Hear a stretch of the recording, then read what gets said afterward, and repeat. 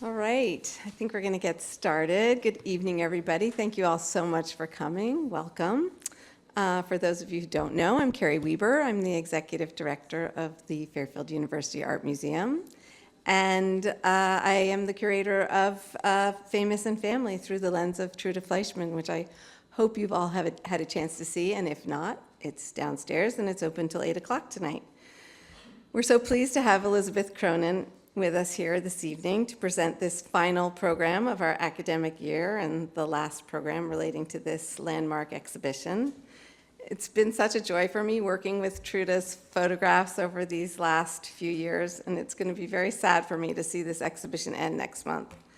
But I'd like to take this opportunity to say thank you once again to our lenders, many lenders, especially the New York Public Library and the Wien Museum, who made this possible, but especially to Bobby Loss, who brought me the germ of the idea of this exhibition and lots of photographs.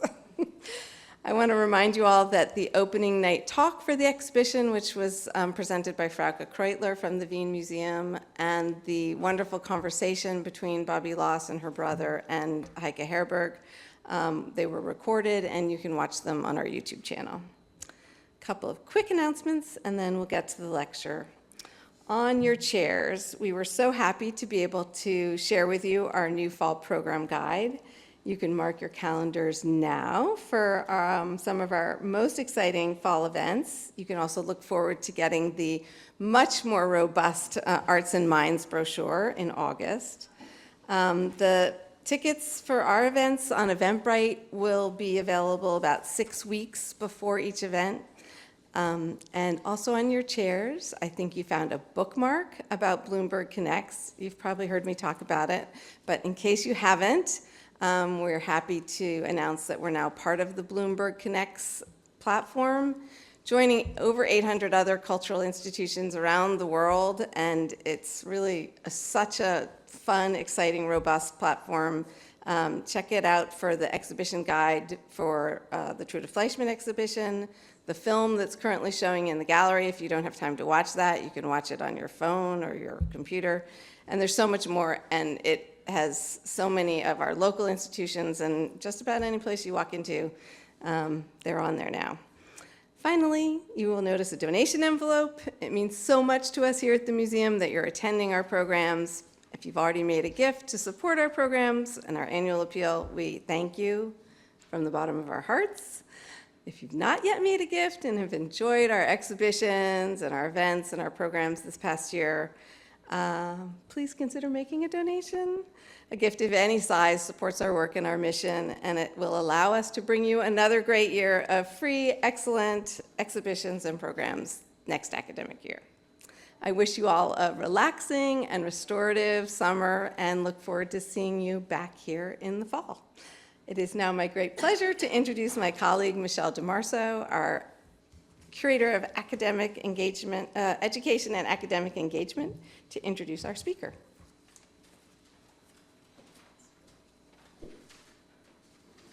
Thank you, Carrie. Hello, everyone. Good evening.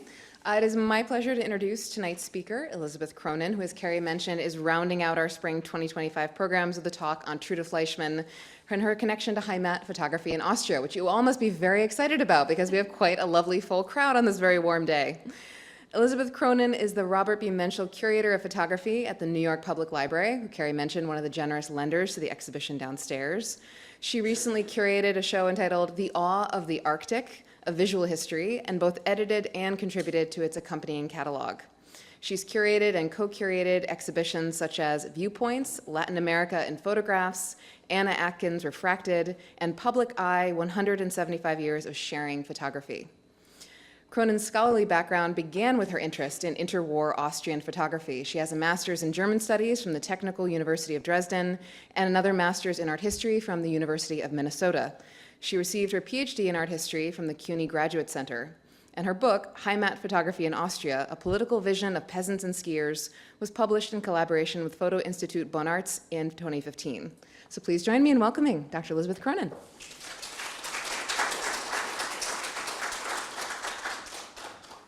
Thank you so much, Carrie, for the invitation to speak here. It's been really fun at seeing all the Trude Fleischmann photographs on the walls downstairs. So I will get right into it. We will start with the first slide. So what does this very pastoral photograph have to do with this really nice portrait? I mean, obviously both are by Trude Fleischmann. The style, however, is completely different. The subject matter as well. One is a portrait of a noted Austrian composer. The other is a very romantic view of a farmer bundling hay. The view in Styria belongs to the genre of Heimat Photography, which I will explain at length during this talk. So generally, Heimat can be translated as home or homeland, but the concept is used and understood in a very different way to the English translation of it. It's imaginatively linked to a geographic sphere that's real, but it's kind of dependent on any individual's perception of what that Heimat is. So it's more than just a physical space, place, or area. It's where you feel at home rather than an actual home. It can be a small city, it can be a country, or it can be an actual home.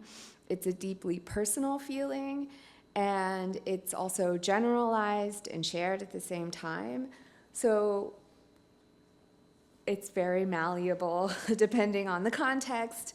And Heimat provides security and shelter from the outside world. And because of this, it's known to have, or the idea of it has rejuvenating and redemptive qualities. And you can think of it as like, if you like your home, oh, you go home and you feel better and you feel comfortable. It's the same idea. So the popularization of Heimat first began in the 19th century with the German Heimat protection movement, and this aimed to preserve the aesthetic beauty of nature. Heimat has tended to signify rural areas. It sort of arose in contrast to industrialization, so it goes along with all of that. And the depictions of it in the beginning, of course, maybe not even photographic, were just bucolic landscapes, humble people, townspeople, pre-industrial ways of life. This coincides with the growing nationalism of the beginnings of nationalism in the 19th century. So just for reference, Germany became a nation state in 1871. Italy wasn't much before that, in the 1861, I believe. And then the Austro-Hungarian Empire became this dual monarchy in 1867. So at the same time that people are looking to the land against sort of industrialization, they're also talking about or thinking about themselves as a nation. So that's also this sort of home idea. This is where you're from. And you can connect this then to photography. There's lots of different influences here. And these are stereographs. They're meant to be seen through a special viewer, and then the two images that look exactly the same overlap, and then it becomes a 3D image. They were very popular at the end of the 19th century. And so these are just two very simple examples of the Austrian landscape photographed. They're nice photographs, nothing particularly that remarkable about them, but they do work good in stereo view. And so this is this isn't necessarily Heimat photography, but it is its beginnings. And folk costume depictions from the various countries throughout Europe and around the world sort of come in to play at this time as well. And then you move to the beginning of the 20th century, and the Heimat movement then also coincides with the back to nature movement, and the free body culture movement that especially happens in Germany. And this is just two artworks by members of the German artist group Die Brücke, the bridge. And they really embraced this free body, nude bathing, pre-industrial. It was thought that the light in this reform movement, fresh air, light, nature would have rejuvenating qualities, and this was an general embracing of outdoor culture, and it was spread throughout Germany, into Austria, although a little bit less so. But then you also have the reform sort of movement with Klimt in Austria, and then the corsets go away, and you have these flowing gowns that all of his, or many of his, the people he portrayed wore, especially in his paintings. So then separate to the Heimat movement, but important to the discussion of Heimat photography, is the work of artistic photographers working in Germany and Austria at the end of the, excuse me, at the 19th century and start of the 20th century. Heinrich Kühn, Hugo Henneberg, Hans Watzek, there were three of them, in particular in Austria. They called themselves das Kleeblatt, the clover, and they embraced the landscape and created these painterly compositions, very, you might not even think the photograph here of the Dämmerung is a photograph, but it is. It's printed with gum bichromate, which gives it this sort of textured feeling. It's a very complex process. Please don't ask me how you make it.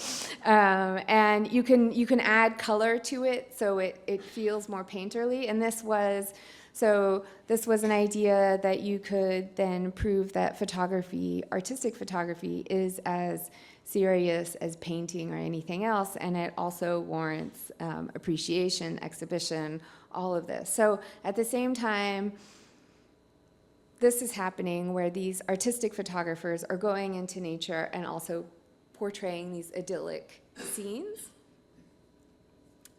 It's all part of the same sort of against industrialization. And their influence, the influence of the Heinrich Kühn and Watzek and Henneberg, comes down to a man named Rudolf Koppitz, who I'll use a lot in the talk today, examples from him. And he was influenced by them. He also made beautiful depictions of the landscape using a variety of photographic techniques.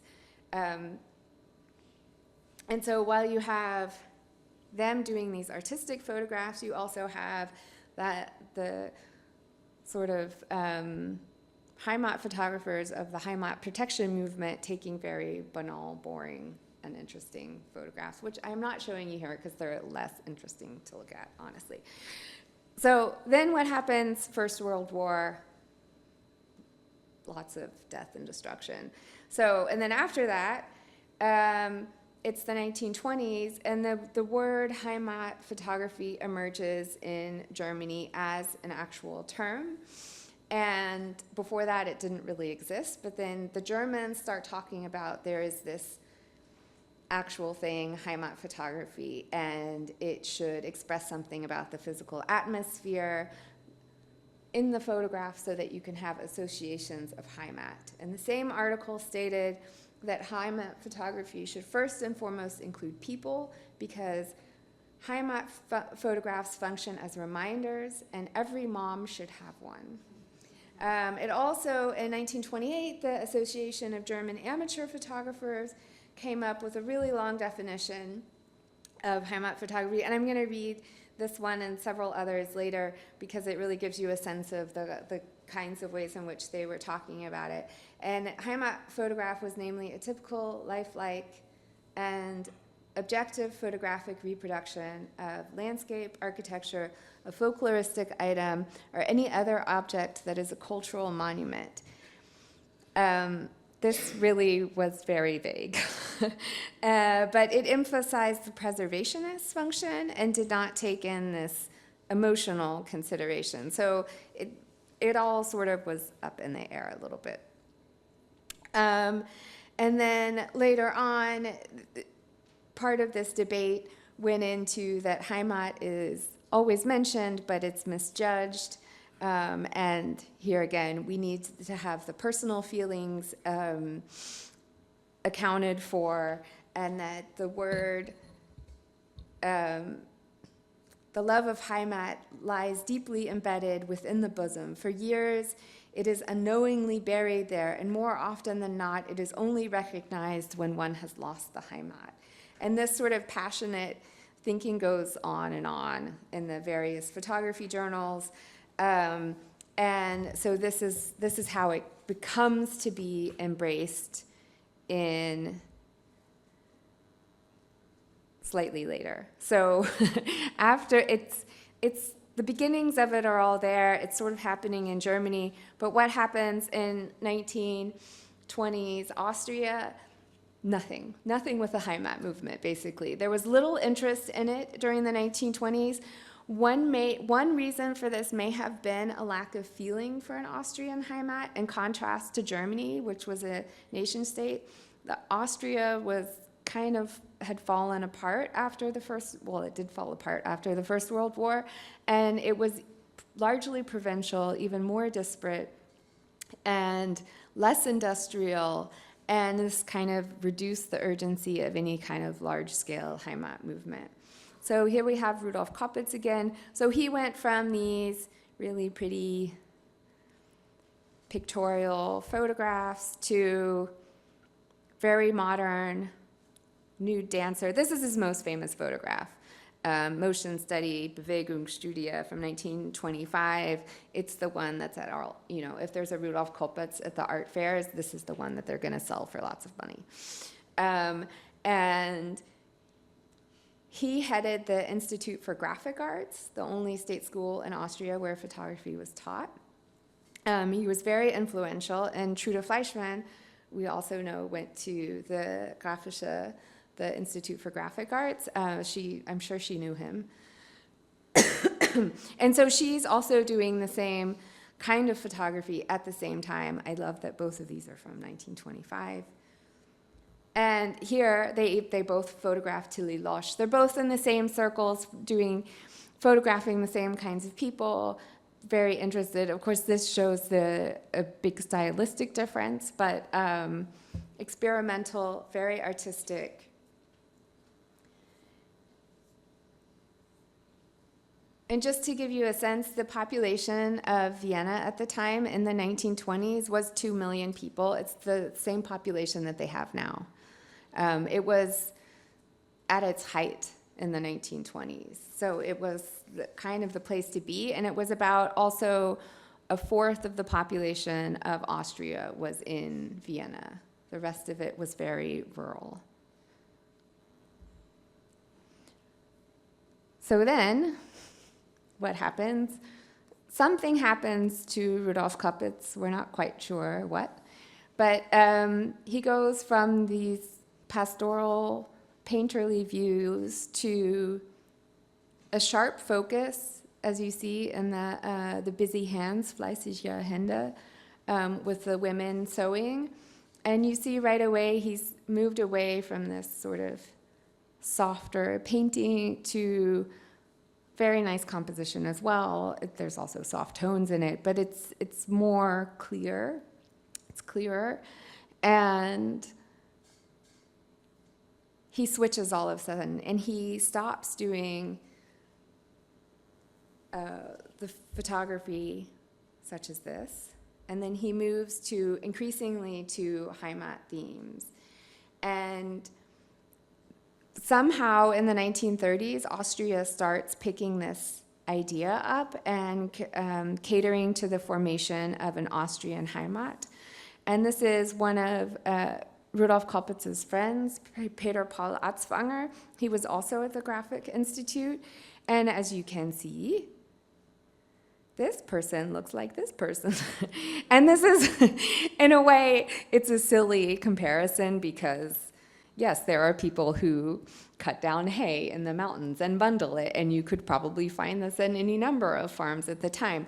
But it also just sort of shows you There's this interest at the same time, the same sort of method, picture, viewpoint, composition, all quite similar with both of these photographers. And so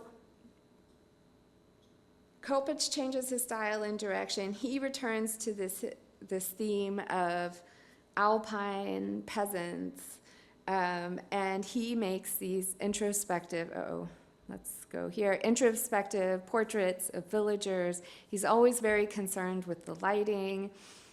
He uses some close framing of the faces. I mean, they're beautiful portraits, you have to admit. And this kind of switch to sharper focus is indicative of the new vision style that's happening in Germany and more indicative of the modern photography there as well. And here's Trude Fleischmann's Maria Schanda, which is very similar. A lot of the new vision portraits, which you could characterize this as well, very close on the face is looking down or looking up, or it's a different kind of angle of portraying the person. Another example of the new vision photography would be this photograph by Albert Rengerpatch, where they would like to photograph sort of rows of things, bottles, pencils, shoe irons, to emphasize the form, the repetition. I mean, this, of course, has to do with industry and not with Heimat. But what's interesting about, and why I'm showing you this, is Kopecz and other Austrian Heimat photographers, they take the subject of Heimat, the land, the people, but they don't portray it in this painterly, romantic, soft way. They portray it with what they've learned from the new vision style. So then they use the closer cropping, the light, the shadow. So this isn't pencils in a box or shoe irons, but Simon Moser is looking at the form. It's about the beauty of the form of the fence instead of. And so this is sort of the new, this is why I find Heimat photography in Austria so interesting, is because it's this very conservative or arguably conservative topic, but it's portrayed in a very modern way. So Kopecz actually didn't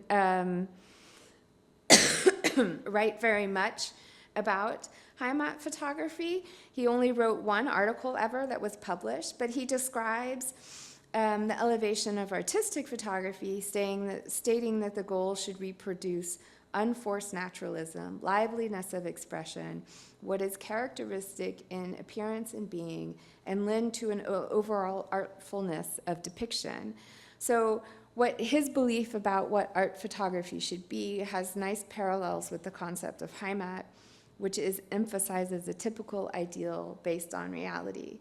For Kopecz, a photograph should bring out the ideal and characteristics of the portrayed, and in this depiction, let's go back. Naturalness, truth to the subject should exist. The photograph should have some kind of personality of expression and signal some emotions when it is viewed. So here we go.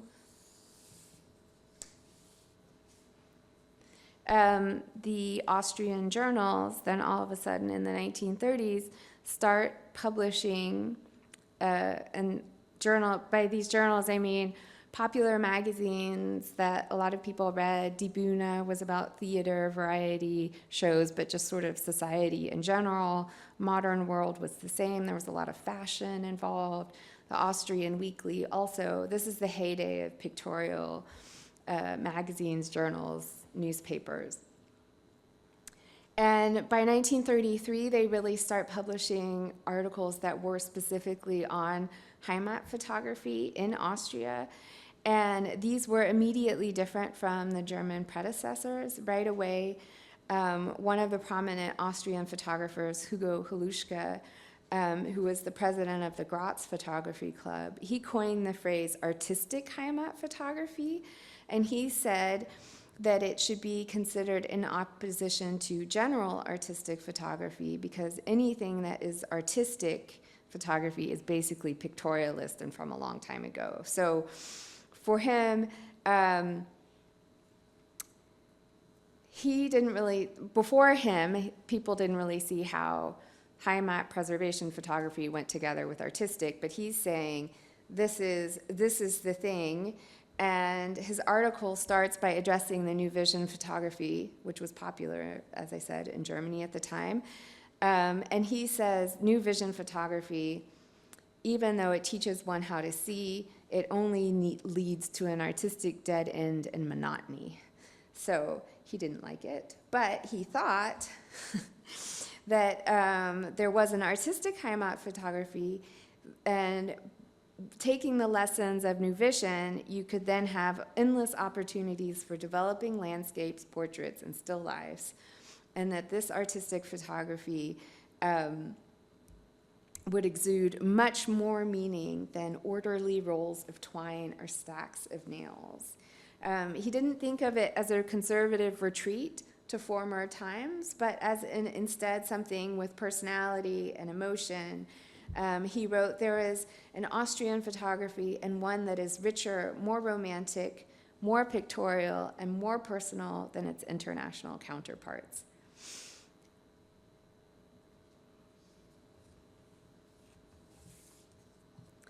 So it comes up in all of these journals.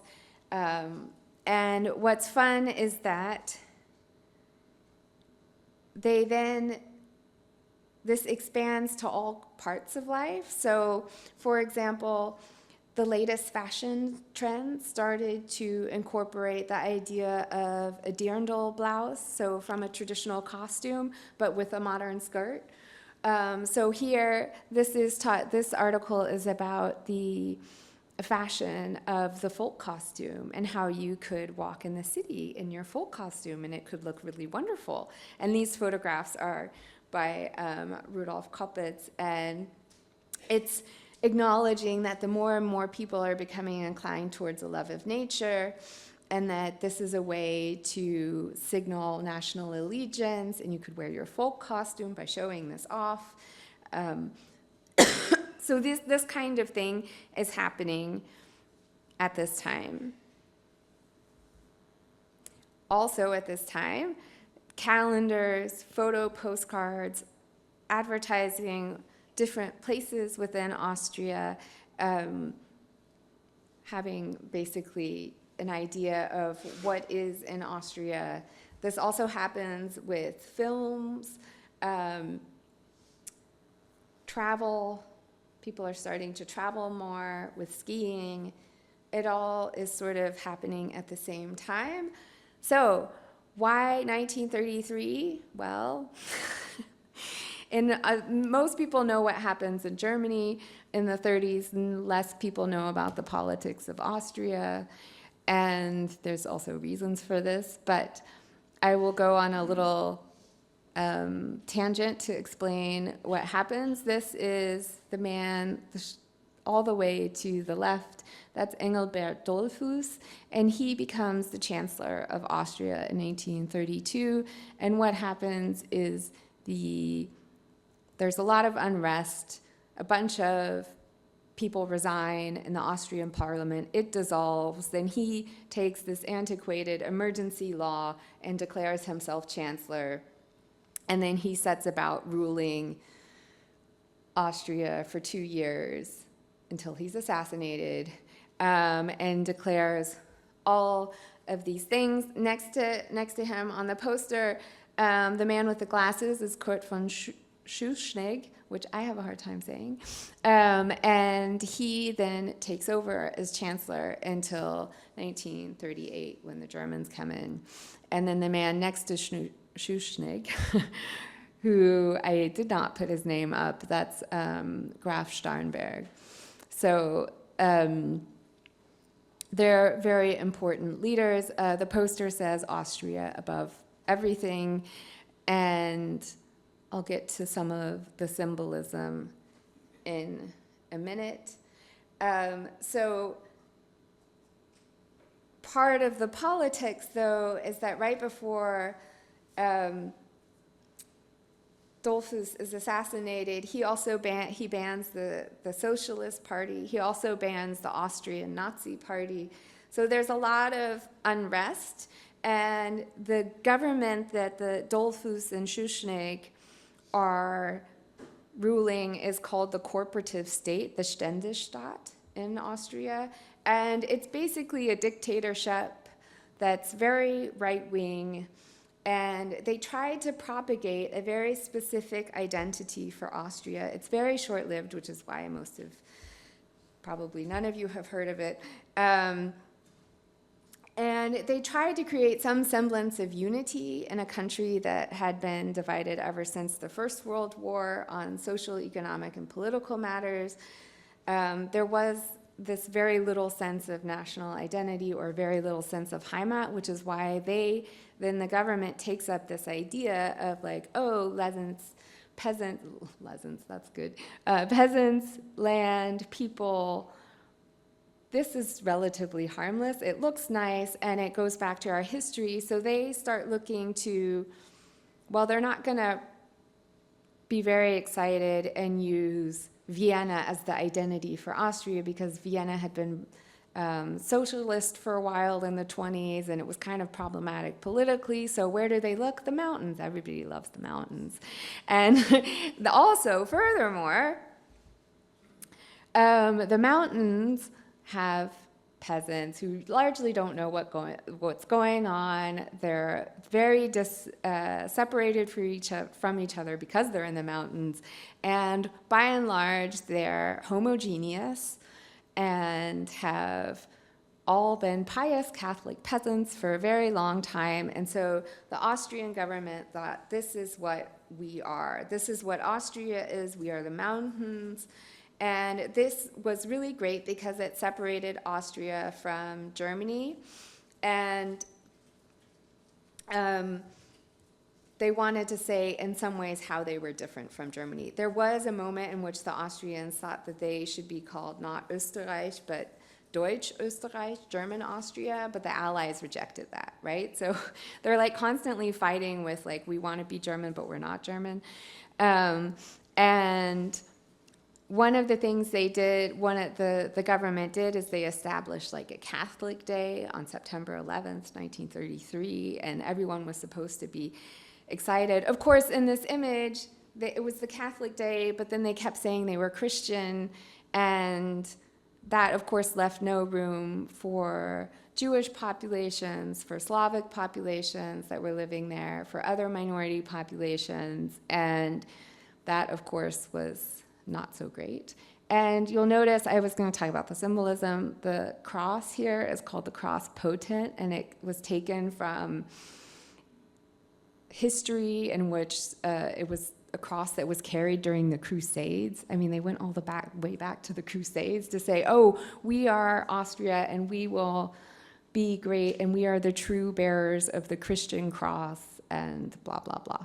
And you can see a lot of the symbolism and the fact that they even make this flag. It's all very similar to what's happening in Germany.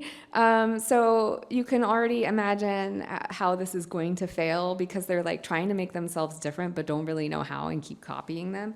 It's not really a good thing for lots of reasons. So I will speed up a little bit. Part of the the corporative state's idea to how do we bring people together? How do we create a semblance of unity? We rely on the Heimat. One way to do that, and also there was no money was a problem.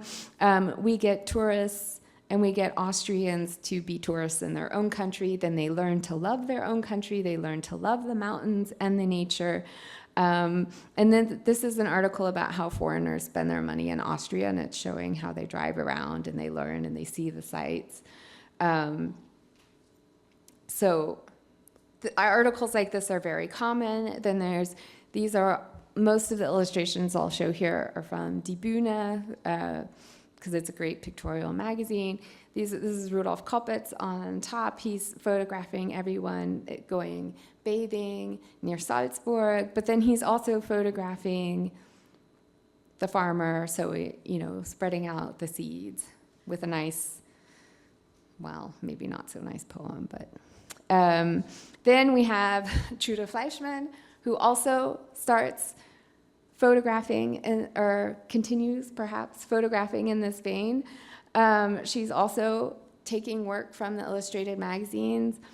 This is 1936. This is a child and their home, basically. The wonderful little girl and then the geese on the pathway. Also a part of this Heimat image is skiing. It was so that's what, it's peasants and skiers. And it's funny because it's also like, oh, we want to identify with these very pious, like they follow the rules. They're just wonderful little farmers, but also we want tourism, and we have these really great mountains, and now everyone likes to ski, so we'll put that in too. So it's a really interesting combination of traditional and modern together. These are books by Stefan Krückenhauser. Also, he did a calendar, so all of this is kind of happening at the same time. So here are two instances of Heimat photographs that are more related to skiing and climbing. Stefan Moser, I would say, is one of the most, he was a very talented Heimat photographer, and he's very into the New Vision aesthetics. I mean, there's this really sharp angle looking up. I will say all of the Heimat photographers were male. I mean, these were guys who focused exclusively on the topic. This was their jam. And photographers like Trude Fleischmann, or as we will see, yes, good, next, I'm on track with my slides. Lotte Jacobi, who was a German photographer, she also did Heimat photographs. You'll see here the man pulling the oxen, the spring work, and this is an exception to what she was doing. So both the skis from Trude Fleischmann and the farmer, this was just part of their work. They were commissioned from the magazines to do stories, or they presented stories to the magazine, and this was a way to get money. Here's some more examples. Salzburg and skiing again. These can all be considered Heimat photographs. And I will say, so this is what sort of sets apart the male Heimat photographers, is a lot of them made these photo books. And these are some of the nice covers. A photo book is primarily photographs, so what we would also think of as a nice coffee table book. There is text to all of these. The text is not so fun for me to read. It's usually very overstated. There's a lot of emotion about the Heimat, or maybe there's a poem. And then it gets on, there are some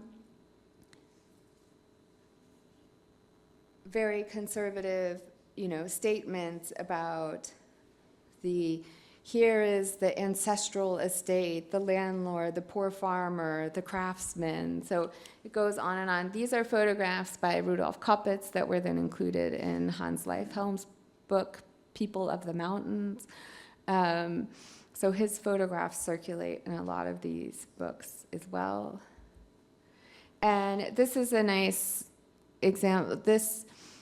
This photograph was in his book. This is the only person left on the estate, basically, die einzige vom Hof. And in the book it says she's all alone, there's no children, da-da-da-da-da-da. Well, guess what? A year later, she's on the back of Die Bühne with her 2 children. So oftentimes, and this is what's interesting, of course, about photography in general, is you can change around the context depending on the text that you write with the photograph. But that's okay because it conveys these feelings and emotions, and so it is. And here, I should say that it actually says the title of the photograph on the magazine. It says a young mother from Kitzbühel, so it declares her as a mother. This is also a short aside to increasingly, as the 30s go on, the portraits become, especially of the peasants, they become more interested. They align more closely with physiognomy and the fact that this idea that you could tell someone's racial characteristics with the way their face is, or maybe not even racial, but also their age, or that their personality could be told by certain features of the face. So this sort of creeps into the Heimat photography. One thing that is interesting about Austria and the government and the Heimat is Austria had no large-scale racial plan. They never got that far. If they wanted to, I don't know. But they did, that was something that actually they didn't, there was a lot of anti-Semitism and other things, but it was more social than government sponsored. So back to Trude Fleischmann. It's very, very cute. So if you look at her magazine work in the 30s, you see that it increasingly gets, as the 30s go on, the images are less typical of her early work of theater, dancers. It becomes like, here, okay, we need this cute baby, so we're going to put in the cute baby, or the pig head. I will then tell you a little bit. In Austria, they have this custom for New Year's that a pig is good luck. And so if you go to Austria today in New Year's, there's all these stands that sell little plastic and wooden pigs, and you give pigs to each other for good luck. This is a little bit grosser, I think. But here, this is the rural New Year's ideal, basically, idyllic scenario for someone, not for me.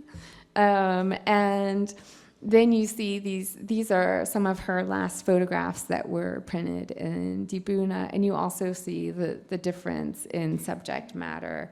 And this is a Ganache Fest, is some kind of a festival of costumes, and again, it's very different from her sort of more avant-garde modern work, even though it's the same aesthetic. And then the last photograph is the theater actress Paula Vesely in Obergurgl, which is a ski resort area. And to continue history a little bit, just to get you a sense of what happens, there was a page of the magazine, the Austrian Weekly, where it would always say, during the corporative state, oh, this is beautiful Austria on the last page, and then have different pictures of different parts of Austria so you could get to know it. And then as soon as the corporative, then they call it I'll start over. When the Germans come in, then they talk about Austria as the Ostmark, which is like the Eastern March, or like the eastern part of the country. And so then it becomes, oh, our beautiful Germany. And it's the same photographs again, basically. Then the books that the Heimat photographers are making, many of them keep working. Many of them keep working, and their photographs get republished. And Before 1938, the text is not as radical as it is after 1938. So before, in 1937, we have like, oh, the chronicler of the village and the philosopher, the farmer philosopher. But then in 1940, when the same book is basically published again, he's blonde and serious, and he has long features that are, I guess, desirable. So that happens during the Nazi period. So a lot of the Austrian Heimat photographers just keep working, and they just change the context. And then fast forward to the 50s, after the war, there's a renewed interest in Austria. Guess why? Because, oh, we're Austria, and we had nothing to do with the Second World War. We were invaded, and poor us, and we should learn to love our country again. And so then there's a big movement. This is democratic Austria now. And so here's an example of photo books. These are really coffee table books about Austria from 1950 to 1960, 1965. These were very popular. The writer Karl-Heinrich Schwagel was very conservative, was certainly around before the 50s, and questionable, I would say, in his politics, but there you go. So basically, this victim myth of Austria paved the way for a clean slate. And then the Austrians kept using Heimat photography. Here you go.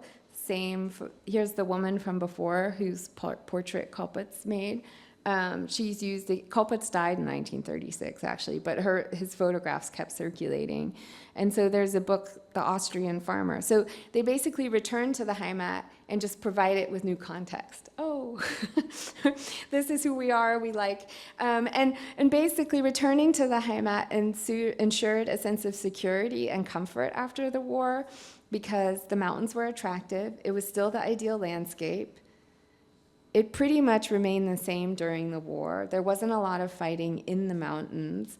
It was untarnished by the occupation and the destruction. And the landscape didn't seem so guilty because it was rural. And so there was this illusion of innocence. And so this is the kind of idea about what's happening. And I wanted to close off or start ending here. I'm probably talking too long. But the calendars, the beautiful Austria calendars, and this sort of return to Austria, this is also a way to, as with the other Heimat photographers, which I've shown you, they were trying to make a living. And so they just kept producing things. And there are certain artists where they have very political motivations or will refuse to do certain things or this, or won't. But in many ways, they didn't see the Heimat as this politicized thing that it was. I mean, of course, we can't ask them all what they thought. But here's the Stefan Kruckenhauser. I showed you some of his books in the calendar from earlier, and he continues in the 50s, actually becomes very well known as a skiing photographer, and here are his idyllic 1950s. And then this is the last slide, because we have to end with Trude Fleischmann if this is a talk about Trude Fleischmann. So here she is in the Engadin in Switzerland in the 1930s on skis with her camera. And then also another picture in the mountains. So that's what I have. It's a lot of hopefully interesting, thought-provoking things, and I'm happy to take questions. But yeah.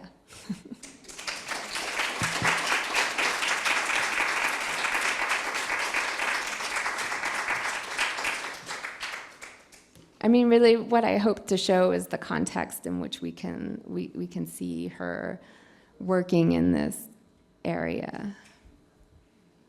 Are there questions? Are we taking questions? I'm taking questions. I can't see also.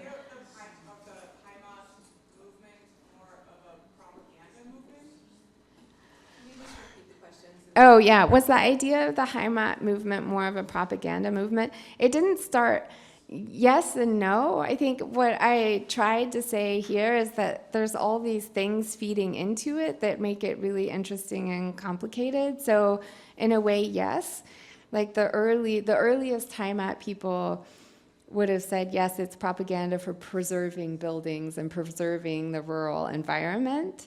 And then because in Austria, because it was a part of the state-sponsored idea of nation building, that, yeah, it was propaganda in a way, but it wasn't spelled out as such. But what I didn't say here is that a lot of these, from 1933 onward, there were magazines like Die Bühne that just continued, but you also see a shift in the kind of things that they're reporting and the kind of content that's in there.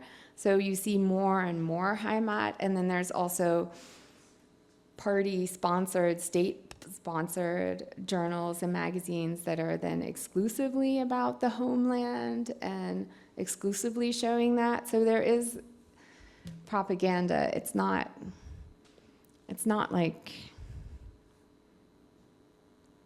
it's there, it's obvious, but it's not a statement that says it's only that. Does that make sense? It's not the most radical form of propaganda. It's softer, which maybe makes it more dangerous. Yes? This is a personal question for you. What created the spark for you to continue to study in this form? Oh, to start studying this?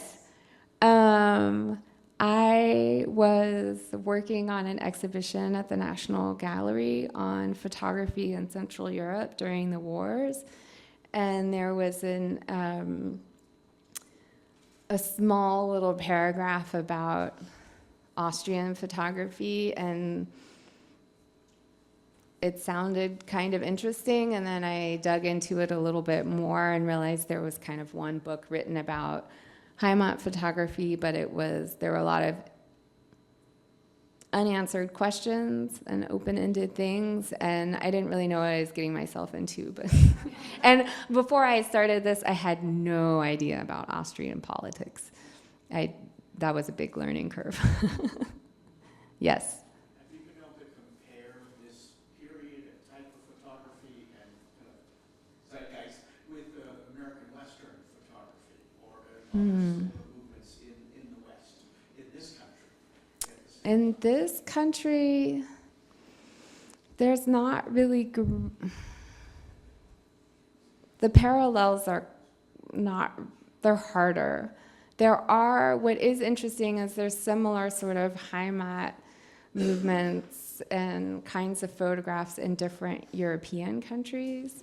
There's a Portuguese photographer that had really interesting portraits that are kind of similar to some of these.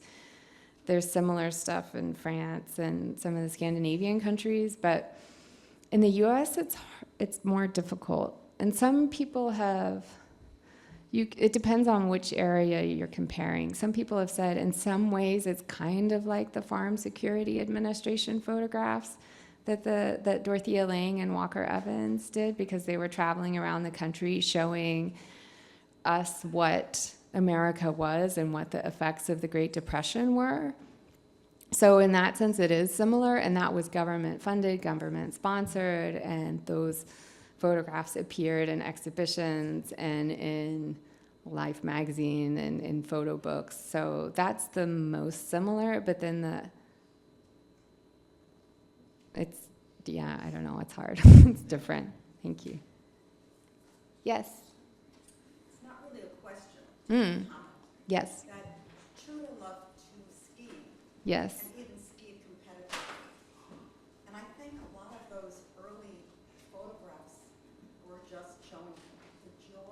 I'm sure. in the mountains, Yes. and that had been used in other ways. Yeah, I'm sure that's it.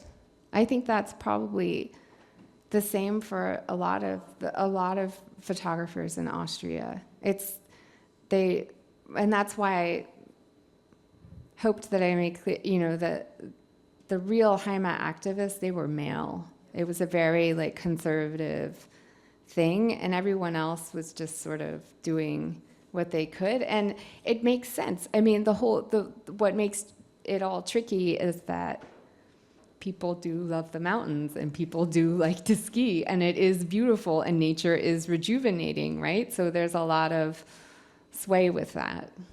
Yeah. And some of her famous farm photos Mm-hmm. were taken during vacations with her friends. Yeah, that makes. And they are just amazing photographs, but they also appear within this concept of Yeah, so I wouldn't, it's the same subject matter, but the context is totally different. Anyone else? I can't see very well. Thank you. Thank you for coming and listening.